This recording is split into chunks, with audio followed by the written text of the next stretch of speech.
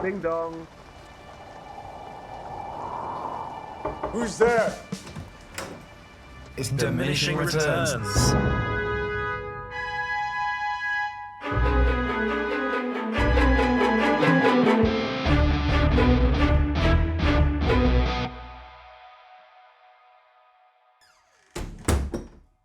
Hello and welcome to Diminishing Returns. My name is Alan. Joining me, as always, is Saul. Hello. And we have another very special guest today. Joining us is Alice Fraser. Hello, how are you? Hello. So yes, Alice, you are a comedian and writer, I guess, and just general. I know you're a podcaster, certainly. Yes, What fortunately would you or define yourself as? unfortunately. Need we define ourselves? Since the pandemic began, I've basically been a podcaster, and I feel extremely fortunate to be so, given that so many people in my industry can't do comedy at all. So I've been very lucky indeed to be able to do my work and to be able to do it from wherever I am in the world, which is currently trapped in Australia during a lockdown. Oh. There is a question I've always wanted to ask. Well, I say always, for the last year. So during the lockdown, you started a daily podcast, Yes. which was not just like you rambling or doing a bit of material. It was actually sort of written and had fictional elements and all sorts of things, and presumably quite a lot of work. I'm just curious, how many days in did you realise that was a terrible idea to have a daily podcast? So this is the last post, which is my daily satirical news podcast set in an alternate dimension, which meant that I had to make up news and then make fun of it from the perspective of somebody in an alternate dimension. And the first 2 months of last year, I was kicking myself because it was an enormous amount of work. Because you sort of be planning out these news arcs ahead and figure out what would be happening and then what was happening in the real world and what would be happening in the pretend world and how they would influence one another and writing the jokes and getting the guests and all of that. And then I was just thinking, oh, this is terrible. Everyone I know is preparing for the festivals. Everyone I know is gigging and I'm just writing this ridiculous stuff. And then by March of 2020, I was being paid for 7 days of work a week. That all of a sudden I was the luckiest person in the world. And so I had a roller coaster of emotions about the last post. I mean, I was struggling to keep up with it listening to one a day, so I certainly wouldn't be able to create one. It's a remarkable achievement, I think, to keep a daily show up for that long. It's yeah, I don't know how people do it, but it really, I had imposter syndrome for so long, and it really killed my imposter syndrome because I'm like 300. It was the 366-day year last year, and I managed to turn out, I think, somewhere between 60 and 80 hours of content. Wow. And that feels good. So Alice, we asked you what film you would like to look at, and you chose John Wick. Yes, I did. I would like to invite you now to justify that choice. Well, I love action films, and I've loved action films for a long time. My introduction to action movies was through sort of Hong Kong action movies, sort of old school Jet Li, Jackie Chan, and then their kind of Western counterparts. And I think John Wick has got all of the kind of beautiful balletic fight choreography of those old-fashioned movies, which I loved so much, where it's all about this beautiful dancing as much as any kind of plot line, as well as also just being a lot of fun and also competence porn.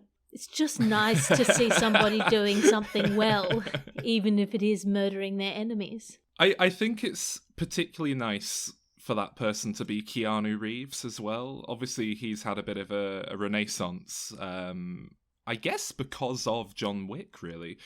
The last few years, but well, I think everyone just Keanu wants. Reeves just a series of renaissances. Like he just has one kind of big hit every 10 years, and everyone goes, "Oh yeah, Keanu Reeves." But everyone's rooting for him. You know, they all want him to be this awesome guy. Well, he's easy to make fun of because he underplays a lot of his roles. He plays them very quietly, and so you can sort of assume that he's not a very good actor. But he's an incredibly arresting actor. My mum used to have a copy of Much Ado About Nothing that was with Emma Thompson and all of that lot. And he's in that, and he's just great. He's just great. He just plays this sulky, villain in the perfect way. And, I don't know. I really enjoy Keanu Reeves. And I feel like, yes, as you say, every 10 years, people are like, oh, yeah, he seems nice. I don't know. I've never heard anyone describe him in Much Ado About Nothing as great. That's new to me, I must admit.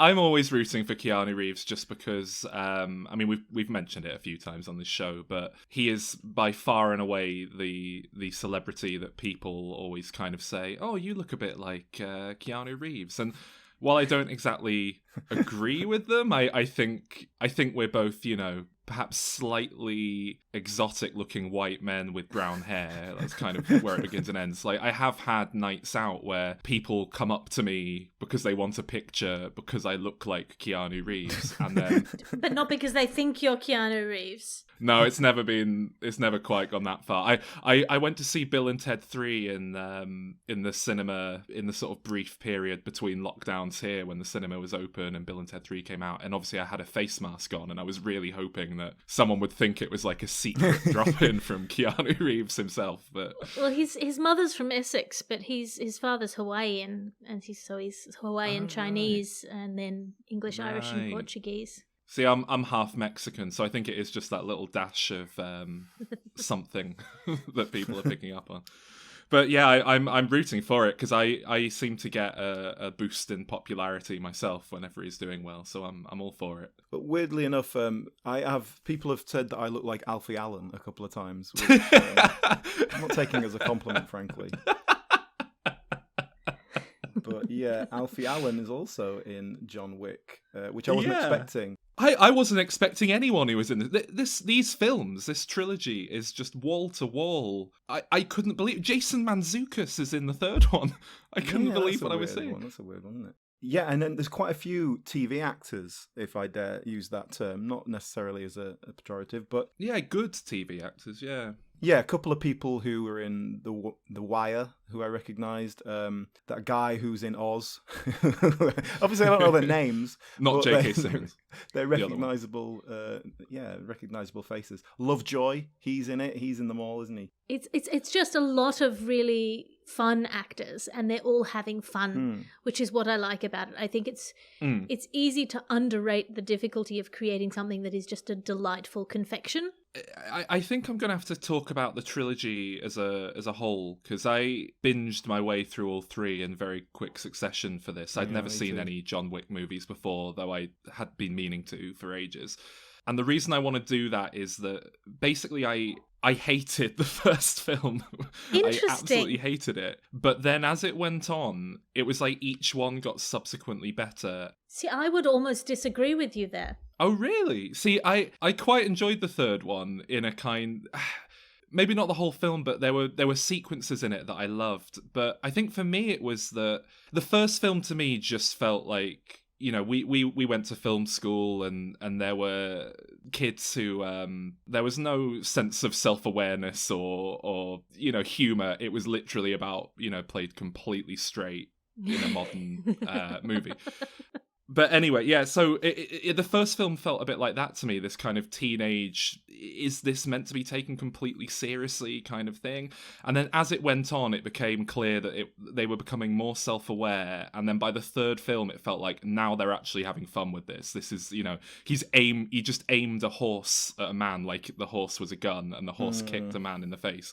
He just killed a giant with a book. I sort of disagree with that because I feel like the first one was firmly tongue-in-cheek, but it was more subtle. And then as the series goes on, the tongue-in-the-cheek gets stuck out more and more until it's a little bit much for my taste. I mean, obviously, it's not meant to be taken seriously. He goes on a murder rampage because somebody killed his dog. Like, it's not, I don't think it's meant to be a proportionate revenge tragedy. Well, I feel like you can take what you want from it. That's the beauty of art. But I don't believe that the creators of this are going, yeah, we're not really taking this seriously. I feel like this is 100% down the line. We're trying to make a really cool action film and it's going to look really amazing. You know, if someone killed my dog, I'd murder everyone I've ever met. Well, that's how the first one felt to me. And then as it went on, it felt like they'd been reading the reviews and going, oh, okay, people like it when we're a bit more playful. And... See, but by the third one, they were all trying too hard to be cool, I thought. By the third one, they're all sort of blank-facedly prancing their way through their scenes. Whereas before, you actually felt like there was a bit of human connection there and that they were enjoying themselves a little more. I think it's interesting that you pointed to Hong Kong action movies because, you know, my real experience with that is Jackie Chan and to a lesser extent Stephen Chow, and you know they're all about these really playful let's put a load of gags in as we're fighting. You know, Jackie Chan is the kind of guy who would grab a horse and make it kick a man in the face for him as part of a fight. See, I think I like the older school Hong Kong action movies where they sort of take themselves seriously. The kind of Bruce Lee. Yeah. Until you leap into essentially a dance movie. Well, not necessarily Bruce Lee, but more like a Jet Li, John Woo, or Ringo Lam, or that kind of movie. I feel has a soft spot in my heart. Well, just to speak of the first film, then, it certainly, and this is in opposition to the later ones, it is in no rush to get going with the action. It's about half an hour in before we get a really good fight scene. It's not. It's 52 minutes in before like the action starts. I checked the time because I was under the impression that these movies were just 2-hour action scenes. So I was really surprised because the first one isn't. It is a real slow burn. And they go to a great deal of trouble to set up this character and the world he's part of. And I appreciate that, actually. I kind of like that.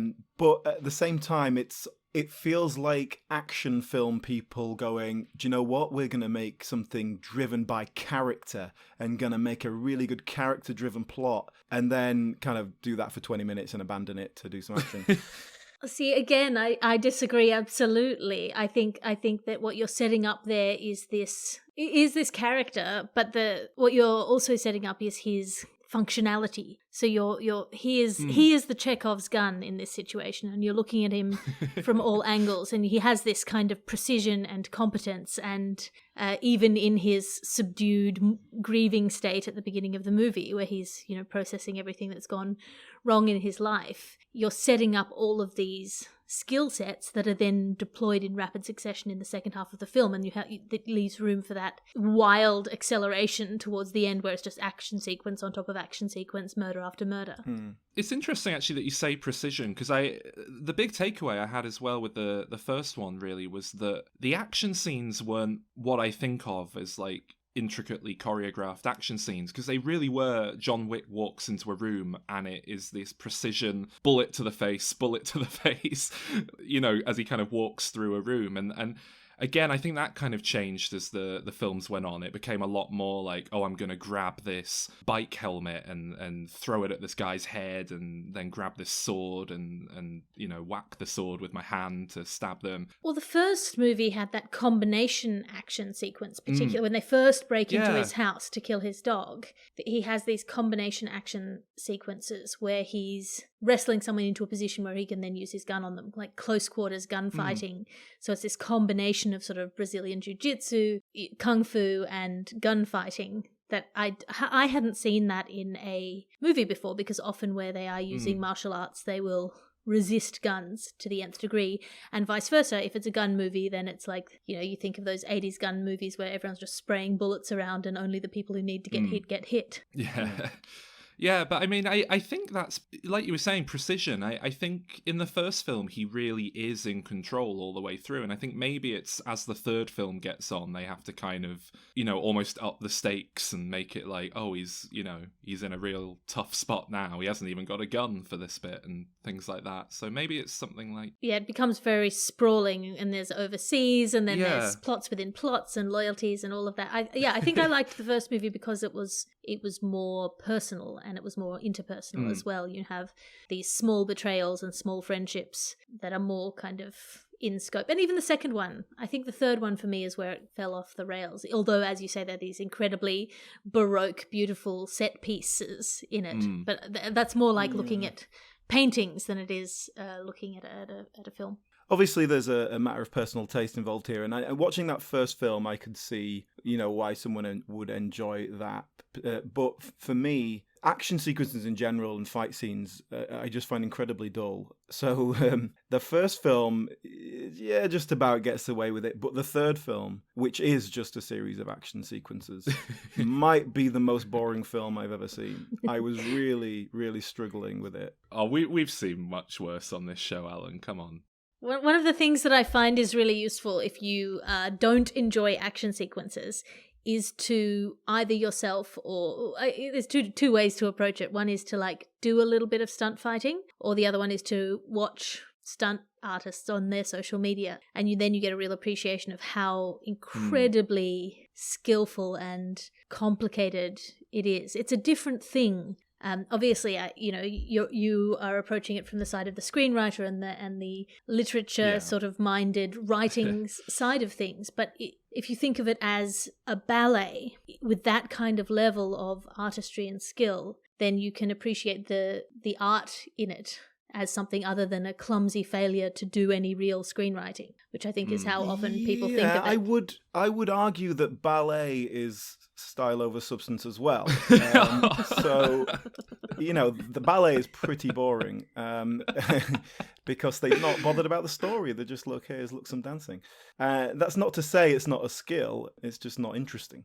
I'll tell you what I think ruined the first film for me is that I don't know if either of you have seen the film Nobody that came out earlier this year with Bob Odenkirk. No.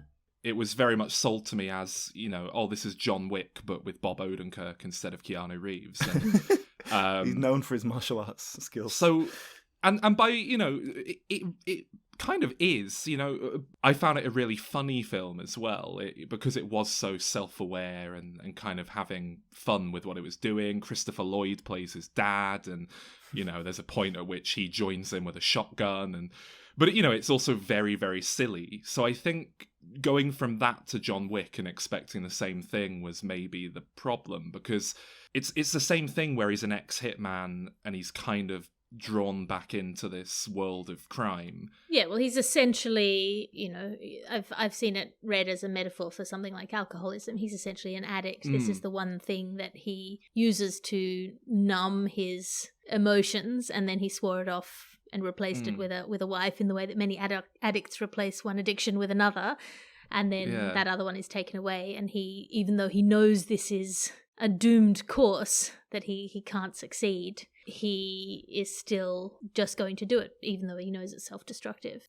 And in that way, as the first movie is a kind of self-contained revenge tragedy, if he were to die at the end of that movie, I think it's a more satisfying narrative arc in some ways than the continuation of the series. But I think the problem with that metaphor is that this is like alcoholism. Look at alcoholism, isn't it cool? Well, alcoholism can be quite cool to an outside observer if you're not there. Only if you're like a rock star alcoholic, not if you...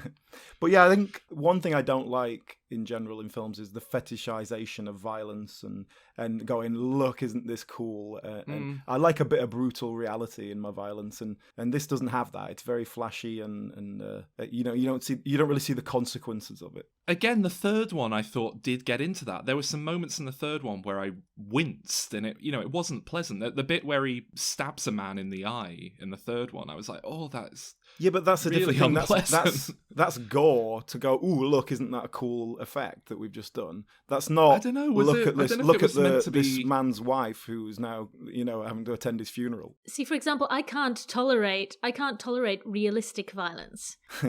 I have no stomach for horror movies or for war movies or for domestic violence in television shows or movies. Anything that is even slightly realistic, I find deeply upsetting. So for me, it really is just the choreography, and to that degree, the more unrealistic it is, the happier it makes me. Because it's not, in that instance, it's not glorifying violence. There's nobody who can do that. Yeah, it's like Home Alone, it's incredibly violent, but apparently it's okay for kids to watch it. Because it's not realistic enough. Just to give you an impression of how I perhaps wasn't in the right kind of...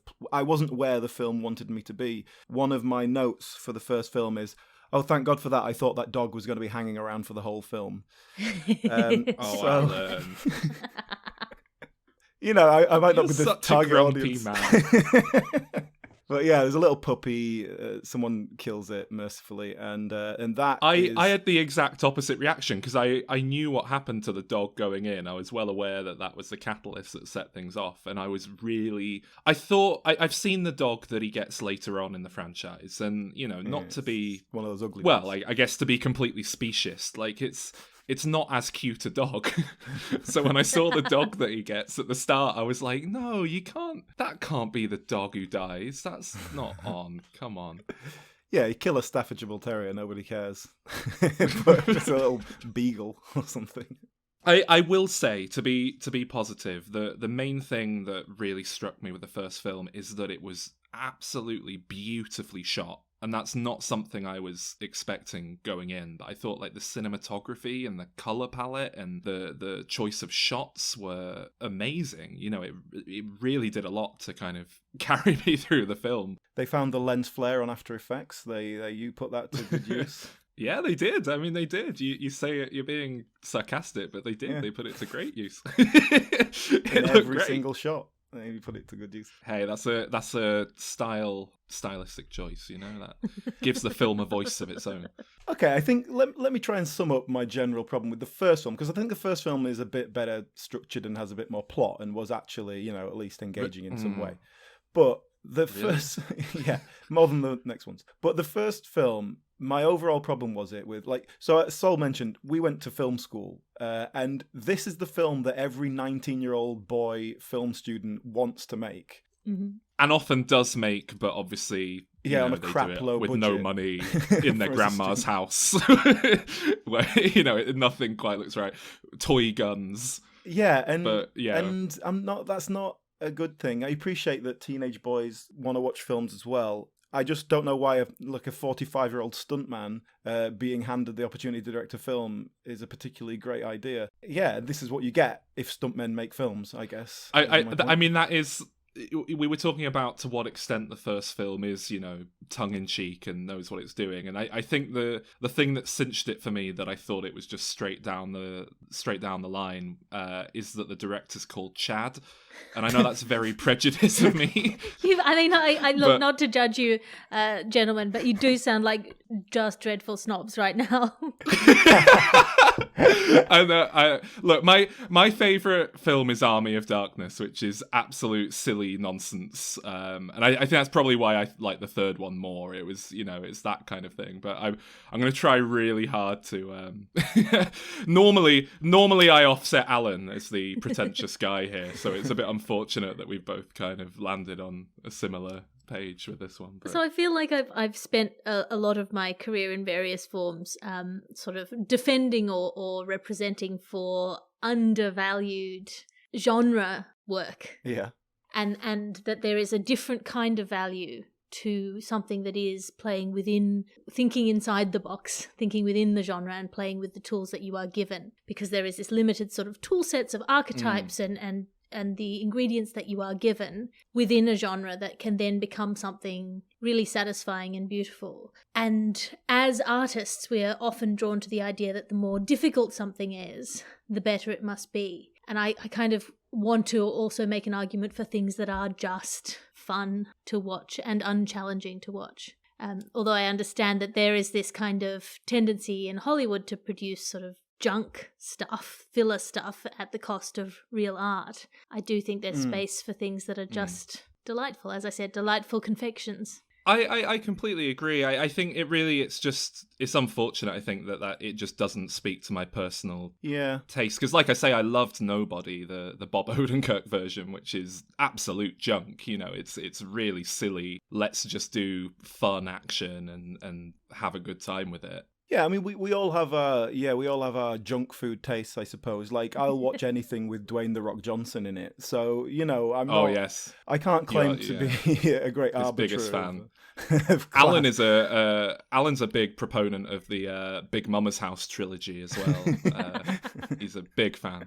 So But for me, like I say, action just doesn't do anything for me. So if that's what you're doing, yeah, you've got to make it entertaining in a way, if you want me to enjoy it. But you don't have to make a film for me to enjoy it. But my problem with this, over and above the kind of this isn't for me, is I feel like this is totally sincere and it's taking itself really seriously, and everyone in it and everyone involved in it thinks they're really cool. Oh, I don't know about that. I definitely didn't get that impression. Definitely not. I think it's very difficult to, unless you're sort of maliciously misreading Keanu Reeves, to ever think he's being 100% serious in anything he does. Yeah.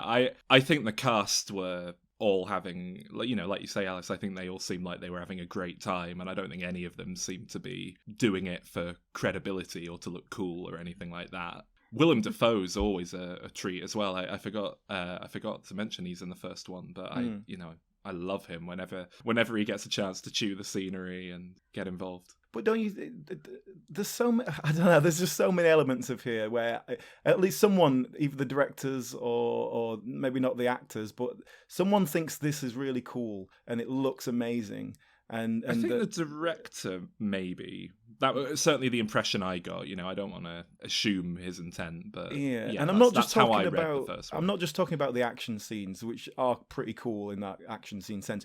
But like, for example, whenever anyone puts a coin on a table and slides it across slowly, like someone thinks that's really cool. It just annoyed me every time they did it, which was at least 6 times in every film. I mean, if I had a big coin like that and, was in a position to use it, I'd think I was pretty cool sliding it across the table.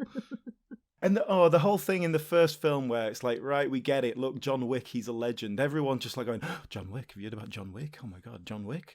It's just, yeah, we get it. Well, again, I think that's why it didn't work for me, because I've seen Nobody, which does the exact same thing, but with the added layer of Bob Odenkirk sort of going, no, that's not me, I'm not him.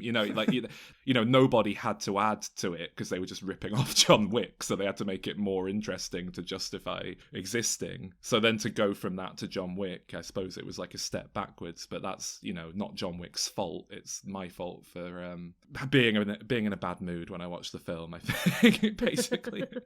Well, that's always experience with films or anything really. Cities can do that to you. If you have a bad thing going on when you first go into a city, then you hate that city forever and you think it's a horrible place, and then you come back years later and you happen to be in love and you're like, this is amazing.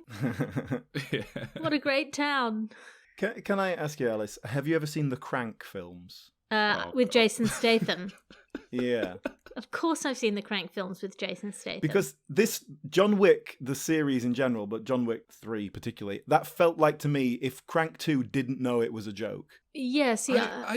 I think it knows it's a joke. I think maybe our readings of it are so completely different because you're taking it as though it were taking itself seriously. And I guess this is where we may never know.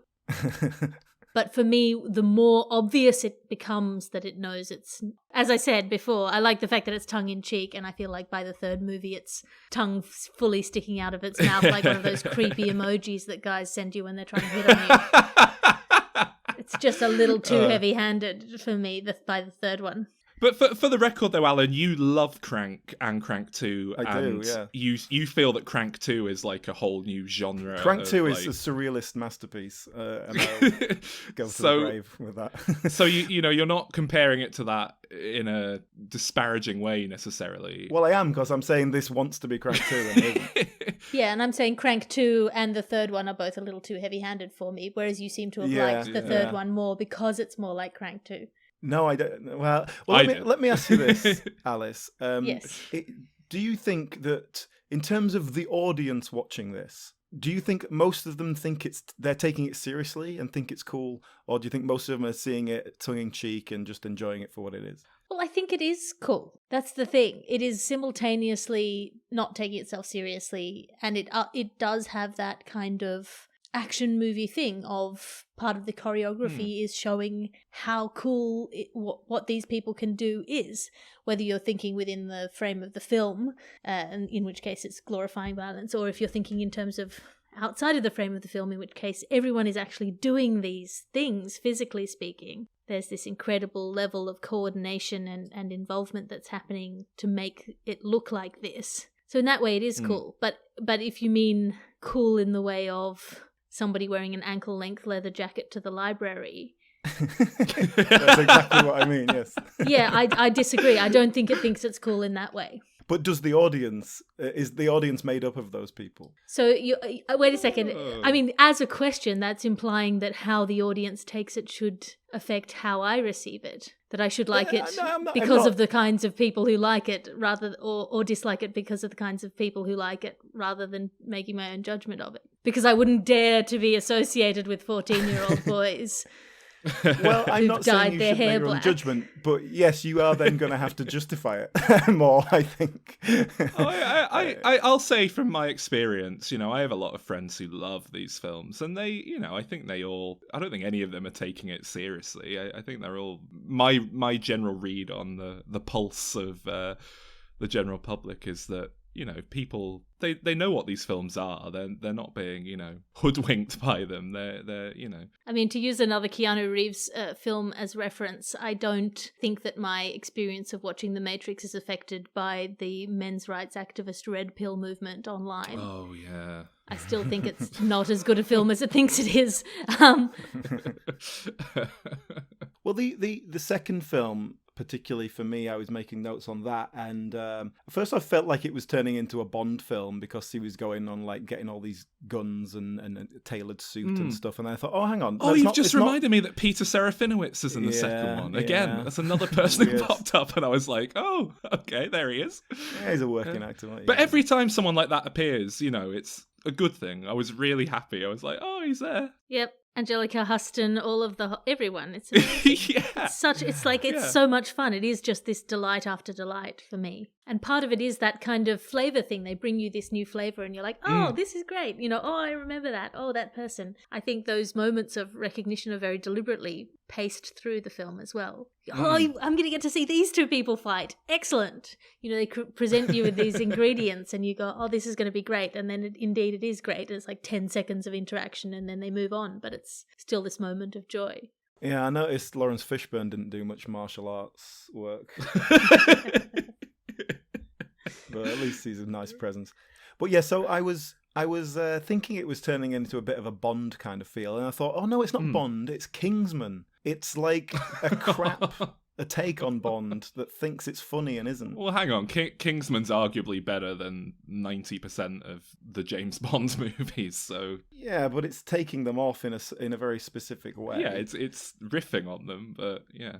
You liked Kingsman, didn't you? We covered that ages ago. The first one was all right. But that's it. Like, Kingsman gets worse as it goes along as well, because it just becomes more and more self-indulgent and silly. See, I think I like that. I like seeing people just get really silly. Well, I think if you're going to compare the John Wick movies to James Bond, it would be the opening sequence of, I think it's Casino Royale, where James Bond is chasing the man who's doing parkour.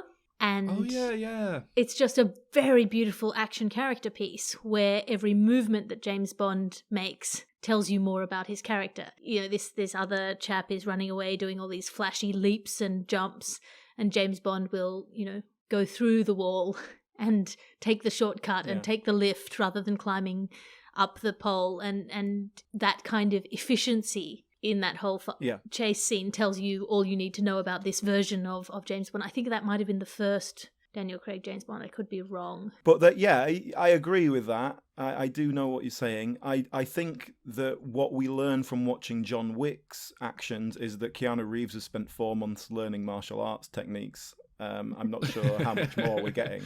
Yeah, I disagree. I think there's a very specific that each of the martial artists, the stunt people in these movies, has a very particular style, and that this is what happens when a stuntman directs a movie, is that these styles are given quite a lot of foreground in the fight scenes, that you can see the different characters coming through in each of these dance fighting approaches. You know what? I'll grant you this. I don't see the difference, and that is obviously because I don't know martial arts. I don't study. It's like I just see a fight and I'm just not engaged with that.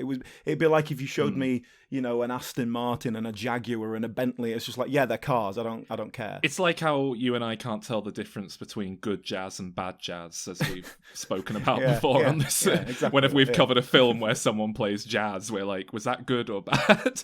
I suppose it's the same thing. Yeah, you're blind to it. Yeah, which is fair enough. That's on me. You can't Yeah, blame the yeah. film for that, really. But Yeah. but yeah, it's not the film isn't for me. I guess the conclusion I'm reaching. Yeah, I guess I'm maybe similar then. I don't think I like straight up action. I think I need my action to be really playful and weird. Like whenever he was, because in the first film there is a lot of he is just shooting people in the face, and I kept thinking like, oh, is he gonna curve the bullet at least, or is he gonna like if he'd done like a Penn and Teller style, shoot the bullet through a pane of glass, someone catches it in their teeth. The pane of glass is unharmed, something like that to make me sit up and go, whoa, what's happening? I would have been all over it, but I think I just kind of tuned out until the third one, which is when they started getting really silly and having a dog do half the fighting like a companion in a video game, or oh god, I've just remembered in the third one there's a scene where he kills a man in is it a train station in front of like a huge crowd of people and no one notices. Yes. That was the one bit I could relate to. If I was walking through central London train station and someone got murdered, I wouldn't even miss a beat. Walk away, don't get involved. That's my policy. That felt really odd. Well, that's the bit where, for better or worse, everyone's an assassin. You keep turning around and all these, people are getting alerts on their phones, and that ridiculousness. For all everyone on that train platform is an assassin. This kind of hidden world beneath the world is where it sort of steps into almost like a Harry Potter style fantasy realm, where he's crossed over into another realm of reality. Yeah, that's a big part of why I like the third one the most, I think, because it really took us into that world and played with it a bit more. I loved all that silly stuff with, this hotel is no longer, a safe haven. I can't remember the word they used, and should we parlay and all this sort of stuff. I loved all that silly and then we get rules of the underworld. These shots of the sort of the central headquarters filing system, which is a sort of mix of 1930s switchboards and 1980s computing technology. But that whole thing just feels to me like someone trying too hard. That feels like Kingsman. Like, how can we make this kooky and quirky and fun? See, to me, it felt like they'd written themselves into a corner. Like, well, we've been implying this is all going on, but we're at a point where we have to show it now. So, all right, I guess we have to just go all in. And I guess I'm not a big fan of subtlety. Is that what the problem is?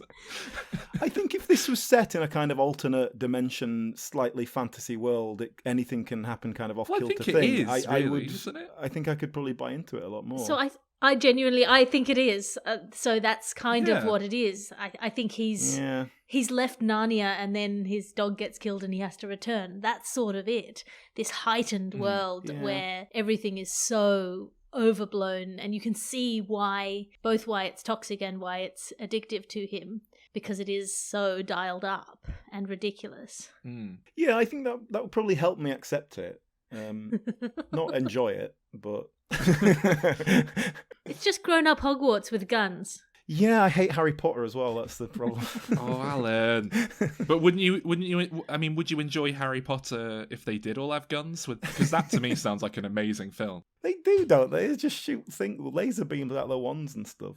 It's not like there's any of that much different. Do you know what? I couldn't quite believe when I was reading about it that this was a spec script. I assumed this was based on a graphic novel or something like that because of the visual nature of it, because of the way the dialogue is so kind of basic and simple sentences. And I just assumed this was comic book style. So I was really surprised. Has it been converted into graphic novels? It feels like it's just begging to be done. I don't think so. I think they're just really focusing on expanding out the film world. I think there's been talk of like a John Wick cinematic universe, and I think they are making 4 and 5 back to back at this point, and there's a lot of scope there. Or is it a TV series they were talking about? No, I can see that. Makes sense. Yeah, they're obviously looking at building it out, but I don't think it's gone to comic book specifically. Video game would maybe be the medium that Yeah, makes I mean, the most sense in. There was times, particularly in the second film, I made a note of like, oh, have I accidentally started watching a video game? Because it was very video gamey. We've spoken about this before, where I think we are entering an era where we're starting to get films from people who, you know, grew up playing video games, and it is, you know, influencing how they're made. And I don't say that as a bad thing. I think it's quite interesting. That scene with the dog in particular in the third film felt, in a good way, like I was playing a really good video game. Yes. It really just evoked having a dog companion in, you know, Fallout or something. I think that's where action movies are at their best, when they are a bit like video games, insofar as, not in this kind of overblown two-dimensional way, but insofar as they present you with a set of ingredients and then they proceed to solve the problem. As with like a good crime film or something, you get to anticipate how they're going to get themselves out of this situation. You have this equipment and you have these baddies and you have this confined space and you have to solve this problem. And that's where the pleasure lies in a lot of action. And I think that does come down from the Hong Kong action movie sort of heritage. And you see the longer cuts, not these kind of American style jump cuts. You see longer action sequences and less choppy, so that you can actually watch the process of the fight in the way that I don't think he's walking into rooms and shooting people in the head. He's putting someone in a wrist lock so that he can then shoot them in the head. Like there's these processes and steps that are in place. I think that's a big part why I like the third one the most. Was, to me, it felt like the one that was doing that the most. It was really playing with the environment, putting John Wick in a scene and being like, right, you know, there's a vase over there. Is he going to use it in this fight, or is he going to, you know, it felt much more like he had to solve the best way to beat the people he was fighting in each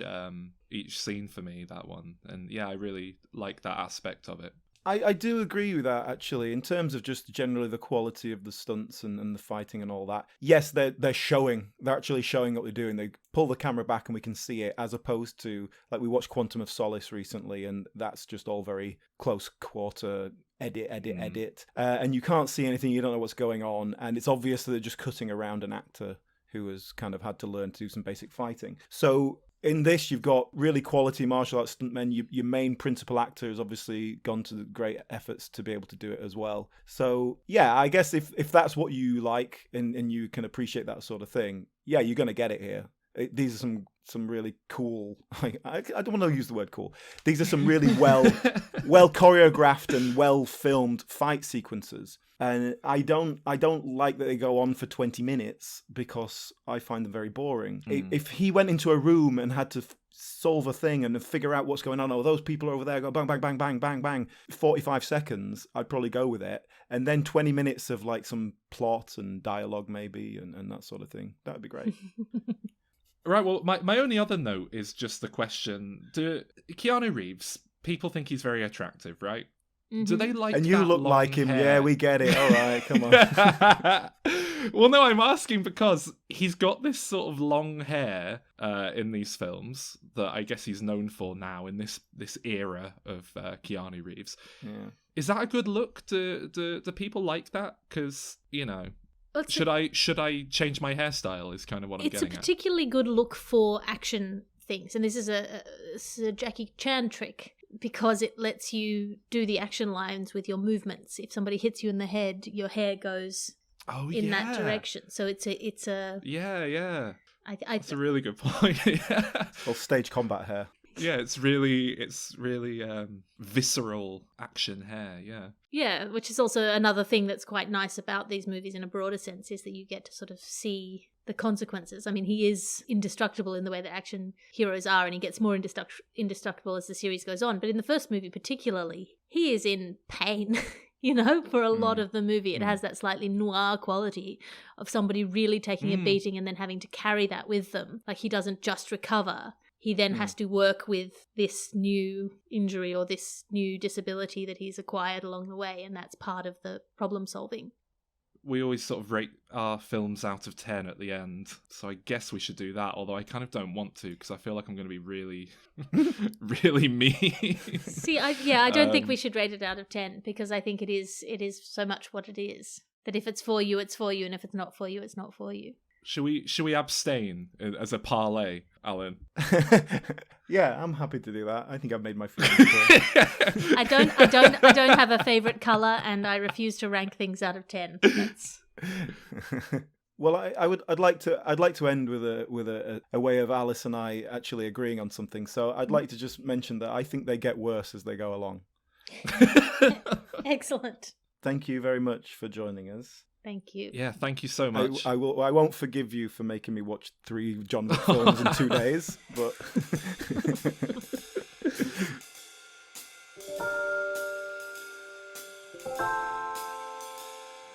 Yeah, thank you so much for joining us, Alice. Is there anything you'd like to plug or well, I'm in lockdown in Sydney, so listen to any of my podcasts. I have a weekly podcast called The Gargle, which is a satirical news podcast with no politics. I have a weekly podcast called Tea with Alice, where I talk about difficult ideas with interesting people. I have a monthly podcast called The Last Post, and you can find all of those things on patreon.com/Alice Fraser.